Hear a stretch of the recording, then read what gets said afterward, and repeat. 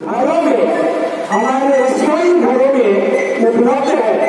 Gas की दवा, बुखार की दवा, सर दर्द की दवा, छोटी छोटी बीमारियों की दवा आज भी हमारे रसोई घरों में और सामान्य तौर पर हमारे किसान अपने खेतों में उन चीजों को उपजाते हैं जिससे हम सेवन करके हम उन लोगों से मुक्ति पा सकते हैं। लेकिन एक छोटी सी बीमारी गैस की होती है, हम डॉक्टर के पास जाते हैं, वो दवाइयाँ लिखते हैं, हम उन दवाइयों को खा करके गैस के बदले हम कई अन्य छोटी छोटी बीमारियों को अपने जीवन में फ्री में खरीद कर लाते हैं। आज उन्हीं सपनों को साकार करने के लिए हमारे पतंजलि योग पीठ ने कमर कसी है कि आप अंग्रेजी दवाइयों के चंगुल में तब जाएं जब आपको कोई बड़ी बीमारियां होती हैं, जब आपको ऑपरेशन कराने की जरूरत आती है, जब आपको कोई लाइलाज रोग हो जाए, तब इनसे परामर्श लेने की जरूरत है। इसी बात को ध्यान में रखते हुए हमारे पूरे वैशाली जिले में जो आज उसी के अंतर्गत भगवानपुर में हम सब यहाँ एकत्र हैं, अपने जीवन को हमारे वैशाली से आदरणीय अमित जी, आदरणीय राजेश जी, हमारे वरिष्ठ योग शिक्षक, युवा प्रभारी, साथ में हमारे स्वदेशी प्रचारक अपने जीवन को और जीवन के मूल्य अमूल्य समय को इसी स्वदेशी की परिकल्पना को साकार करने के लिए आज यहाँ एकत्र हैं और उसी आस्था का केंद्र आज ग्रामीण स्वदेशी आरोग्य केंद्र का यहाँ शुभारंभ हो रहा है। आप यहाँ कई तरह के लाभ ले सकते हैं। सबसे पहली बात, हमें यह संकल्प लेना चाहिए कि हम अपने जीवन में, अपने दैनिक जीवन में जब भी छोटी छोटी चीजों को जिनका हम इस्तेमाल करते हैं खरीदें, तो उस पर जरूर देखें कि वह भारत की बनी है या नहीं बनी है। आपका एक छोटा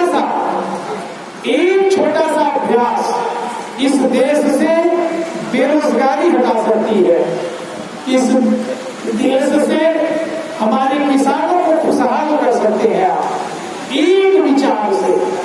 और वो विचार है कि आप जब भी छोटी छोटी चीजों को खरीदें, आप तेल खरीदें, साबुन खरीदें, नमक खरीदें, हल्दी खरीदें, मिर्चा खरीदें, मिर्चा पाउडर खरीदें, शैम्पू खरीदें, शेविंग क्रीम खरीदें, कोई भी सामान खरीदें, इसमें आप जरूर देखें कि भारत की बनी हुई है या विदेशों की बनी हुई है।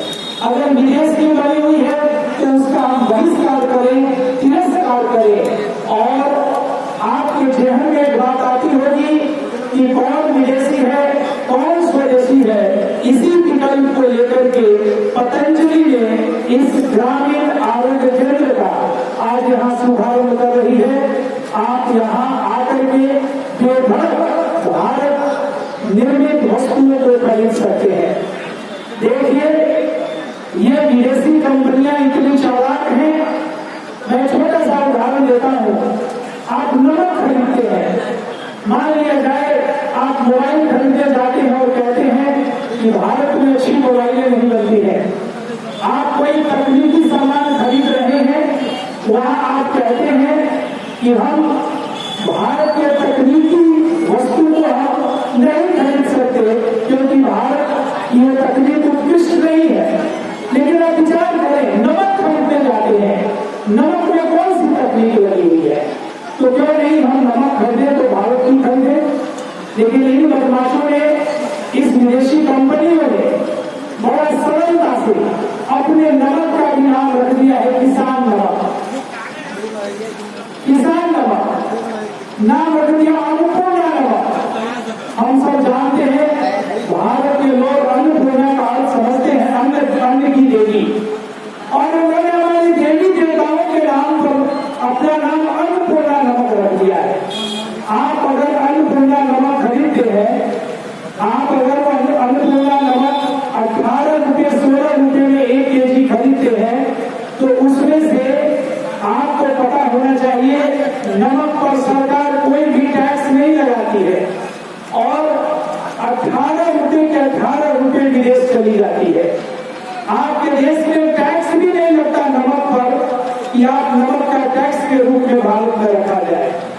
लेकिन जब आप अगर पतंजलि का नमक खरीदते हैं तो 12 रुपये के नमक अगर 1 किलो आप खरीदते हैं, अन्नपूर्णा के 18 रुपये के नमक के बराबर है। तो पहले आप 6 रुपये केजी आपको लाभ मिलता है, और मैं आपको बता दूं नमक पर 4 रुपये का लाभ होता है 1 केजी पर। उस 4 रुपये में 4 रुपये इस देश में काम आता है, इस देश के तकनीकी तौर पर, और इस देश में टैक्स हम भी नमक पर नहीं देते, लेकिन वो 4 रुपये के 4 रुपये हम देश में ही खर्च करते हैं, और 8 रुपया जो बचता है वो भी हमारे देश में ही रहता है, देश के बाहर नहीं जाता। आप जरा कल्पना करिए, आजकल हमने अपने स्वास्थ्य को खराब कर रखा है चिप्स खा करके, और वो चिप्स भी नाम रखा है अंकल चिप्स, जैसे लगता है हमारा अपना अंकल है, चाचा है। लेकिन आप कल्पना करिए वो नाम अंकल चिप्स रखा है, लेकिन वो है यहाँ का नहीं, वो कंप्लीट विदेशी है, और हमसे ही आलू खरीदता है, हमसे ही नमक खरीदता है। आलू खरीदता है 10 रुपये केजी, नमक खरीदता है 10 रुपये केजी, बना करके पड़ता है 25 रुपये केजी, और इस देश में 400 रुपये केजी चिप्स के नाम पर वो चिप्स बेचता है। और हमारे बच्चे डीप फ्राई चिप्स खा करके अपना लीवर, अपनी किडनी, अपना स्वास्थ्य खराब कर लेते हैं, और पैसा विदेशों में चला जाता है। लेकिन अगर हम थोड़ा सजग हो जाए और हम बच्चों को ऐसी चीजें ना दें जिससे खा करके उनका पेट खराब हो, लीवर खराब हो, और उन चीजों को अगर हम स्वास्थ्य की दृष्टि से देखें तो हम उन्हें उनके स्वास्थ्य से ये चीज हम दे सकते हैं जिससे उनको लाभ मिलेगा। तो एक तरफ हमारे पतंजलि के जो उत्पाद हैं वो कृषि आधारित उत्पाद है, हर उत्पाद खेतों से ली गई होती है, इसलिए पतंजलि का अगर कोई उत्पाद खरीदता है तो सबसे पहले उस देश के किसान का भला करता है। दूसरा, हम इस देश में लाखों लोगों को हमने रोजगार दिया है, वो उसमें से जो मुनाफा होता है वो रोजगार के तौर पर हमारे ही देश में, हमारे ही देश के लिए, हमारे ही देश के युवाओं के लिए वो बेनिफिट होता है, उनको लाभ मिलता है, और वैसे देश समृद्ध रहता है। आप कल्पना करिए, एक पतंजलि ने, एक बाबा रामदेव जी ने इस पूरे विश्व में क्रांति ला दिया है, और आपको जान के आश्चर्य होगा कि आज पतंजलि भारत की सबसे बड़ी कंपनी है जिसका टर्नओवर 30,000 करोड़ रुपया है। 30,000 करोड़। आप अगर स्वदेशी का सामान खरीदने लगे तो इस देश में कई छोटी छोटी कंपनियां हजारों करोड़ की हो सकती है। उससे हमारे देश में अकेले पतंजलि ने 10 लाख लोगों को रोजगार दिया है। अगर पतंजलि जैसी 1 लाख कंपनी हो जाए तो इस देश में एक भी बच्चा बेरोजगार नहीं रह सकता है। तो ये हमारे भाई राजेश जी ने एक बहुत बड़ा अभियान इस भगवानपुर में प्रारंभ किया है। स्वदेशी समृद्धि कार्ड, जैसे अभी जी कह रहे थे, एक कार्ड की योजना है। आप विदेशी सामान खरीदते हैं वहां छूटें मिलती हैं, वो सारी छूट की व्यवस्था आपको इस स्वदेशी केंद्र पर उपलब्ध है। साथ में अगर कोई कार्ड से परचेज करता है, कार्ड मात्र 100 रुपये में बनता है और उस 100 रुपये के कार्ड से अगर आप 6,000 की खरीदारी 6 महीने में अगर कर लेते हैं तो कंपनी स्वयं 5 लाख रुपए का एक्सीडेंटल बीमा स्वयं कर देती है। उसमें आपको कोई पैसा दे नहीं होता है। आपको कोई दुर्घटना हो जाए, रोड एक्सीडेंट हो जाए, आपकी मृत्यु हो जाए तो आपके परिवार को 5 लाख रुपए सहयोग देगी।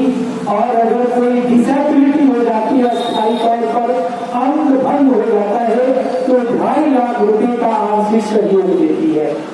साथ में आप छोटी छोटी बीमारियां देखिए, कभी भी कोई बड़ी बीमारी नहीं होती है।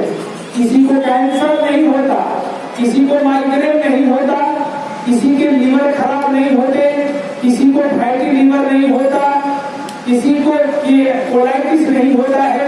पहली छोटी छोटी बीमारियां होती हैं, गैस होता है, कॉन्स्टिपेशन होता है और अपच होता है, पचने में दिक्कत होती है। ये छोटी छोटी बीमारियां अगर आप अंग्रेजी दवाइयां खा लेते हैं या नजरअंदाज कर देते हैं, वहीं जाकर के बड़ी बीमारियां बनती हैं। ये मैं नहीं कहता, ये हमारा शास्त्र कहता है। महर्षि चरक कहते हैं, शरीरम शब्द संयम व्याधिनाम आश्रय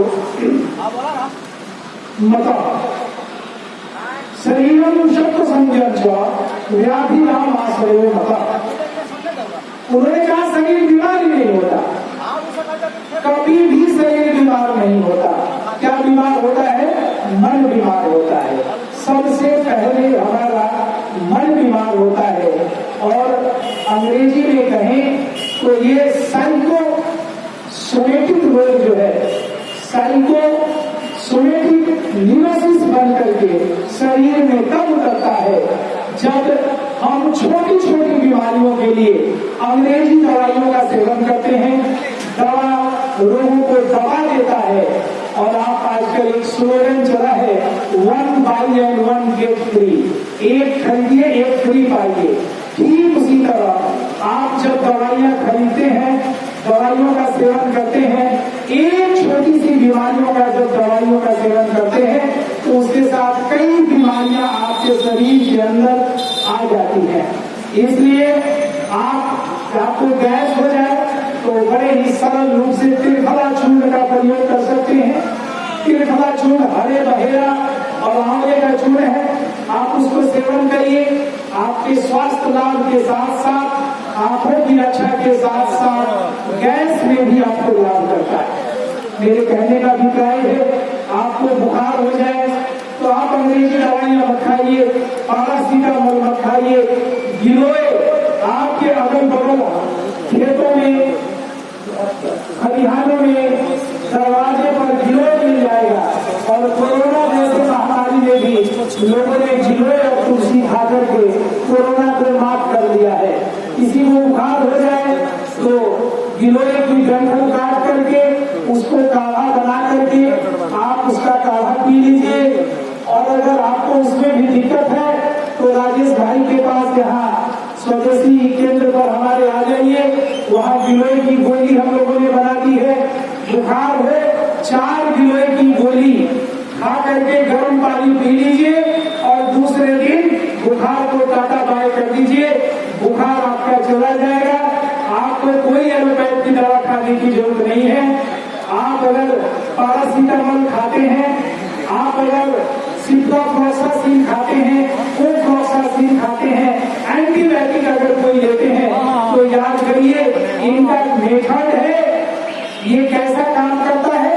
तो ये आपके लंग्स को सबसे पहले प्रभावित कर देता है, आपके रक्त को हीट कर देता है।